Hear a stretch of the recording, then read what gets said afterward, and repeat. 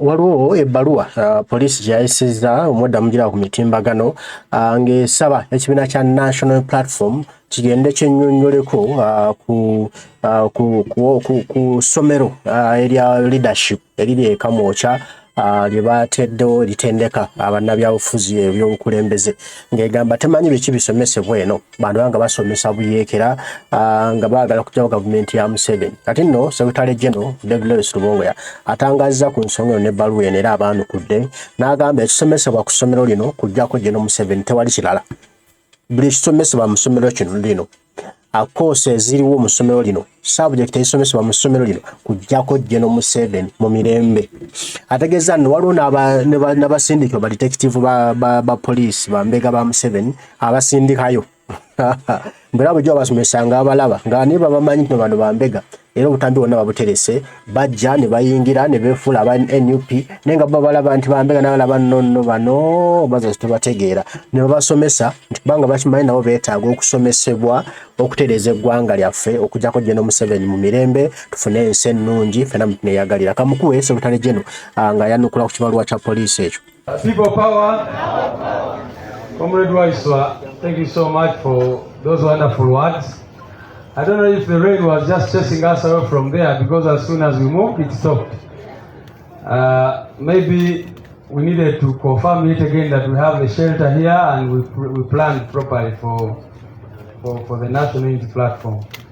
Mr. President, the Honorable Members of Parliament who are here, Deputy President, the Honorable Members of Parliament, all distinguished leaders, the media.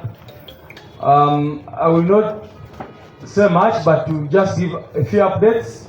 One, about our School of Leadership. As you all know, we started the School of Leadership, and I want to confirm that our classes are going very, very well.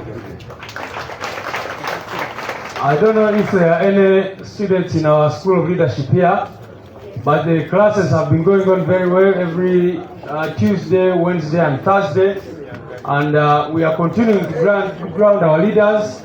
And we are also going to start inviting leaders in other places. Many people have been asking us, what about people in northern Uganda, in eastern Uganda, and those other places?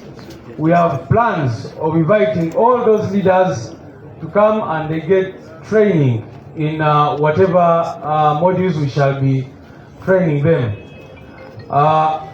Oyo yegaza wa Ipman oyo wakatebe oyo yomuku students bange kusomero lya NUP General Gaza omulaba lyawo.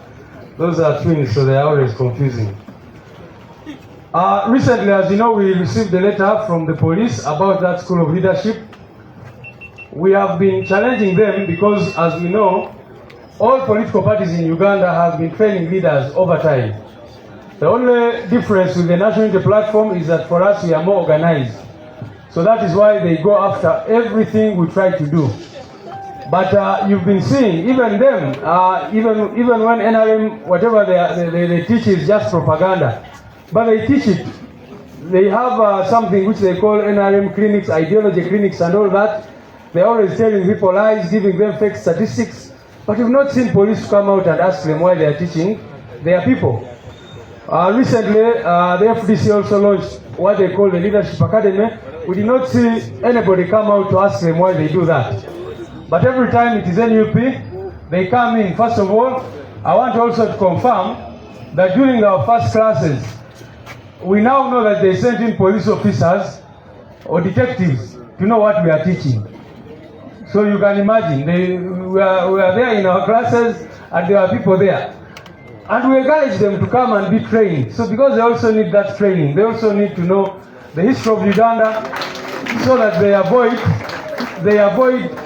taking back the country where it is clear they want to take us. So the police and others, if they want, they can approach our office and get enrolled in the School of Leadership, and we also give them. Anyway, yesterday we were supposed to meet them, and the meeting was postponed today, and after here we shall go and interact with them today afternoon. But we are determined to continue training our leaders because that is one of the core mandates of the National Unity Platform as a political party. The second thing, ladies and gentlemen, today we had invited you to notify you about our nationwide tour which was meant to begin on Monday next week. I'm saying meant because again, you people have been seeing, and the media is here, you've been seeing all other political parties doing their activities in different parts. They do processions, they do whatever. The other day there was an illegal entity which you saw the tent collapse over and all that. But we've not seen the police come and say you people do not continue the activities and all that. Anyway, this morning we received the letter because on Monday we were supposed to be in Bundibujo, Tuesday in Bushenyi, Wednesday Rukunjiri, Thursday in Tungamo, and Friday in Sinjiro. When we notified them about these meetings, today they wrote a letter to us inviting us for a meeting on Thursday next week and saying you cannot go on with your activities until we finish having a meeting with you. Now, there's a good saying in Luganda, Umulimba umwolekera mpaka umulia. Banai. Olugero temulumanya ate. Now, we have decided to do the same thing. We want to take them on with their lives until, so the programs that were supposed to begin on Monday next week, we have decided that we are going to begin them on Monday the following week. But we shall still do those activities. We are just transplanting the entire program as it was, and we're going to do it from Monday the following week after interacting with them on Thursday next week. We know their intention is, of course, to try and make us lose time, because you can imagine the whole week is gone, because we were supposed to begin on Monday next week. But we do not want to give them an excuse to abduct our people, to do whatever they've been doing, the case they've been doing. So we have taken a decision that let us go, interact with them. We are going to, of course, try to ask them if we can do that meeting earlier. Because if you say that investigations were complete, why do you say we meet on Thursday and not on Monday next week so that our programs continue? Whatever they say, we've decided we're going to go and engage with them and resume our activities. And we are going to, when we resume, we shall have resumed, and we'll try to move to as many places as possible in this country. Ebyanga tebadde bingi olunaku lwa leero, ekisooka kwe kwebaza abakulembeze mwenna abali wano n'okutangaaza ku nsonga bbiri. Ekisooka, essomero lyaffe ery'abakulembeze ligenda mu maaso bulungi nnyo. Buli lwakubiri, lwakusatu n'olwokuna abantu baffe abakulembeze ne bamemba bajja ne basoma. Era ennaku ezo tubadde overwhelmed by numbers. Era bw'otuuka ku geeti yaffe ogenda kusangawo abalina enkalala bw'oba toli registered, kubanga enamba zibadde nnyingi nnyo abaagala okusoma, so nga classes zaffe zikyali ntonoko. Naye inshallah tujja kusobola okugaziya ekifo kyaffe tubeere nga tusobola okusomesa enamba esingawo. Nga bwe mwalaba poliisi yavaayo mu byafaayo bya Uganda, simanyi nti baali bakoze ekyo. Era ndowooza mulaba amaanyi NUP ge bataddeko ne bawandika ebbaluwa nti twagala kutegeera. Bansaba ebintu bisatu. Babuuza essomero lyammwe lirina status ki? Ntibabuuza essomero mulira abaliri awo. Ekyokubiri, musomesa biki? Kakati poliisi eyagala kumanya NUP lyesomesa abakulembeze baayo.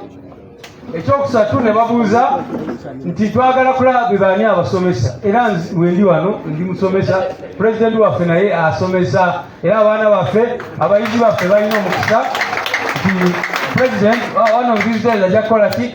Kubasalako abasomese.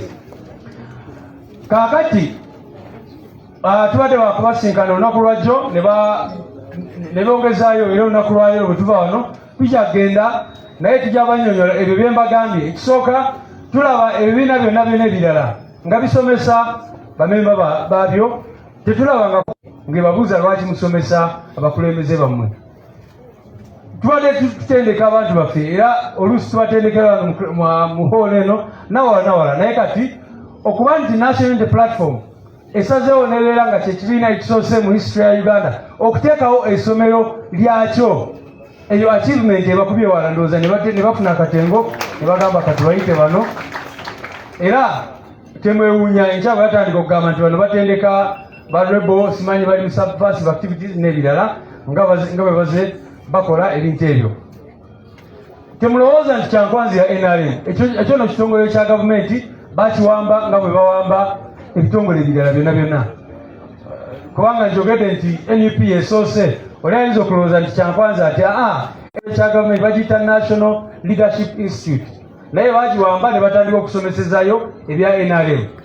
Bwe baba nga baagala kusomesa ebya NRM baali badde batandikawo essomero lyabwe nga ffe bwe twakola era mwalaba mu mawulire bwe twamala kulonkinga essomero lyaffe nabwe ne bavaayo ne bagamba naffe tuli mu nteekateeka tugenda kuteekawo essomero.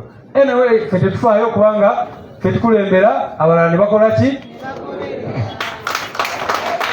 Kati ensonga ey'okubiri ebadde ku nationwide tour nga bwe mumanyi twali tutalaga eggwanga era ebiseera ebyo twagenda Masaka nga tugenda bwe twali bagenda Mityana ne bavaayo ne bawa ensonga ezisinga okuba week ne bagamba enkuŋŋaana zammwe tuziyimiriza naye ne tuddamu ne tubawandiikira kubanga ffe tetuli bamenyi b'amateeka.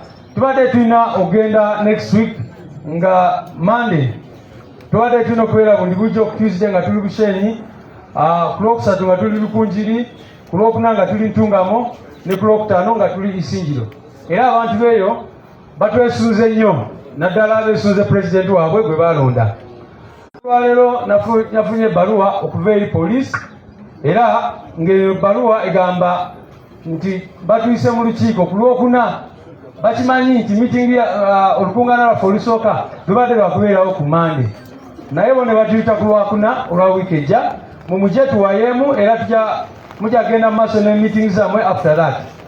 Anyway, nga bwe mbagambye omulimba omwolekera mpaka ku mulyango era naffe bwe tusazeewo nti kale mu kifo ky'okubawa chance ekozesa effujjo n'ebirala ne bakwata abantu baffe ne babawamba ne babatuusako obulabe bungi, tusazeewo nti meetings ezo tuzikyuse zibeere za wiiki eri eddako tusooke tumitinge nabo tuwulire biki bye batugamba. Naye nga bwe nabategeeza mu bbaluwa yange ffe tuli beetegefu okugoberera amateeka kubanga era tubadde tugoberera amateeka naye kye tutayagala kye tutasobola kukkiriza kwe kuyisa NUP mu ngeri y'enjawulo ku bibiina ebirala oba ku bantu abalala. Naabo abamenya amateeka muze mubiraba nga bannaffe abali mu bibiina eby'enjawulo naabo abamenya amateeka nga ba PLU n'abalala nga bakola processions ku makubo bakola ki? Juzi n'alabye abamu nga sigenda kugendayo naye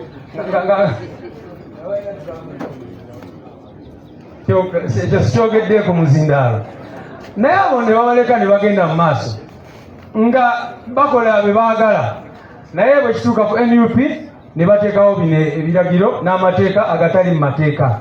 So tukyagenda tukyalenjinge ebyo byonna bye bagezaako okwogera n'ebigambo ebyo munzikirize nyanirize Deputy President waffe era yagenda otuyitira President ayogereko gituufu. People power, our power, NUP, everywhere. Mama, give me just 1 minute. No, why here?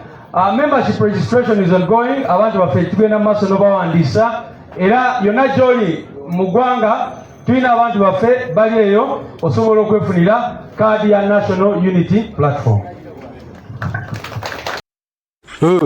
Mumuwulidde bulungi Secretary General David Lewis Lubongo ng'ayanukula ku nsonga z'ekibaluwa poliisi kye yawadde ku ssomero lya National Platform eriri Kamwokya erya NUP Leadership School ng'egamba biki ebisomesebwa eyo tewaba nga basomesaayo buyeekera. Agambye ensonga eri emu omulimu gwaffe era kye tuli mu kukola tusomesa kujjako nakyemalira General Kaguta Museveni kye tusomesa kyokka tewali kirala nti ano basindika bambega ba detective ba General Museveni nabo bajje era babasomesa bujju babala babasomesa nabo bayige ebyokujjako General Museveni mu mirembe era very soon ensi yaffe egenda kweteredde tugobe ekinene kyawanga General Museveni tugobe mu nsi yaffe tusobole okujeddiza sogiza mu mikono gyaffe tusobole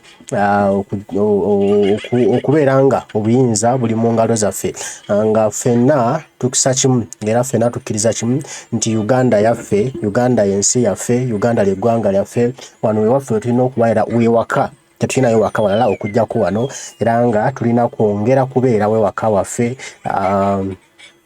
tutereezeewo tunyumiseewo tuwoomeseewo ffenna tweyagalirewo kubanga waffe era tusobole okubanga tugenda mu maaso n'eggwanga lyaffe ate n'ensi yaffe Uganda nga tugizimbira ddala okusobola okubeera ensi wammaggwa ate eyeesiimisa ensi ffenna gye twenyumirizaamu ensi ffenna gye tukkiririzaamu nti Uganda weewaawo era tusobole okubanga tutuuka ku byetaago by'eggwanga ate abaana baffe nabo bagyeyagaliremu. Mbaagala nnyo mwenna, Omukama Katonda abakuume, tujja kuba tuddamu pataayi mweraba.